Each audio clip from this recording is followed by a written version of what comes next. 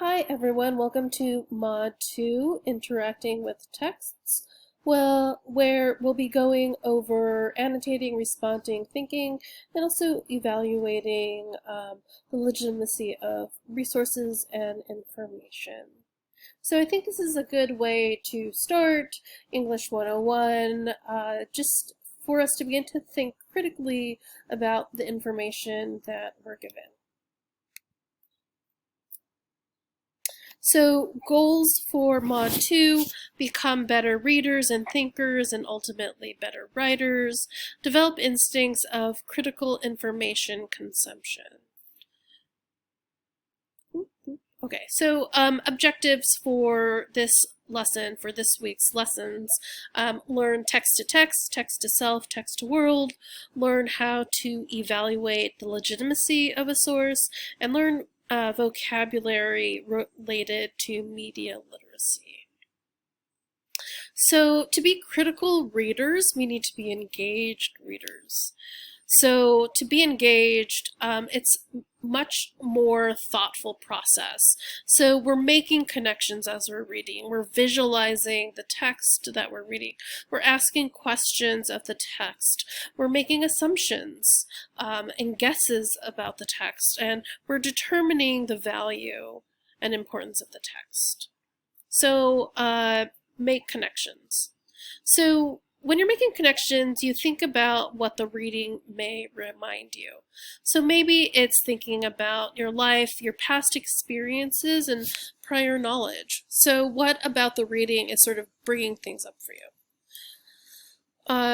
Reading also is hearkening back to other material and information that you've consumed in the past, other books, articles, movies, songs, or pieces of writing.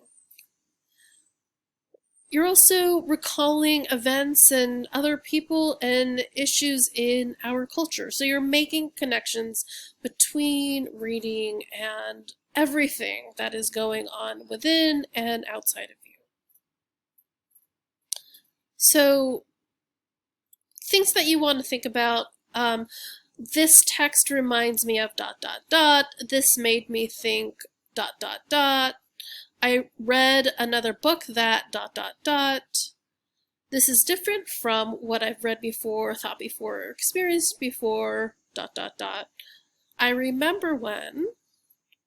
So these are all sentence stems to sort of begin to construct these connections that you're making. So when you're visualizing, you're using your senses to connect the characters, events, and ideas to clarify the picture that is forming in your head because of the reading, right? Are your senses being stimulated? Is there taste, sounds, smells that are being evoked? Do you have tactile, are you having a tactile memory, relationship to the text? What are you feeling? If a text is talking about, running through grass, can you feel the grass? One thing that I think is absolutely important to do when you're interacting and engaging with the text is asking it questions. Ask questions of the author, yourself, and the text. What is the author trying to say? Do you understand what the writer is saying? And I think often, emerging college students, particularly if you haven't had the best experiences in previous English classes, you don't feel like you have the authority to question the writer. But you absolutely do have the authority to question what the writer is saying. You should question what the writer is saying. What is the message of this piece? Is there a message? What is the bigger meaning? What is the bigger point of the piece? And do you already know something about the topic? Are you an expert? A lot of folks in the discussion boards are talking about their relationship to sports, and that's an expertise, right? Do you know something about this topic in particular? If you're reading a story on Serena Williams, are you a tennis player? Call in your expert information. So other questions you can ask, what do I think I will learn from this text, right? And anticipating, right? Questions lead to anticipating what is going to happen next. So you can ask things like, what do I think I will learn from this text? How could this be explained to someone else? And what predictions do I have about this reading, right? So it's another way to be engaged. It's another way to slow down what information you're absorbing. Okay. So inferring is concluding, making a conclusion or deducing information based on evidence and reasoning rather than explicit statements. You see this a lot in, detective shows and detective movies, Sherlock Holmes, where there are all these clues. So you're looking for clues as you're reading too to make inference.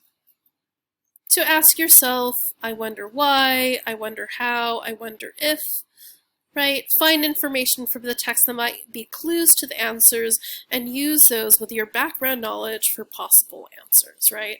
So, it's not any one thing. It's really everything about you and what is in your head that helps with inference, and it helps with analyzing the text. So big ideas. Look at text features for clues, right? Sometimes the readers, the layout of the reading is giving you information, right? What are the titles and the headings? What is anything in bold print or italicized or in a pull quote, right? Pay attention to those. Those are markers that are highlighting the information in that format. Look at pictures and captions, graphs and charts, chapter objectives and questions. We're not pulling things, our readings aren't from textbooks, but in textbooks certainly they have, often they have questions at the end of a chapter. When I was in college, I would go to the back of the chapter and see what those questions were. So I had an idea of what I should be paying attention to. So part of reading strategically is taking a moment to stop and giving yourself the time and space to really think about what you are coming across, right? So what is the big idea?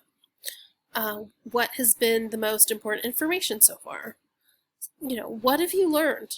Up until that point, what have you learned? What do you get a sense of? What is the author saying? And thinking about how the ideas that you're reading are similar to other ideas that you've come across. Okay. So executing reading strategies.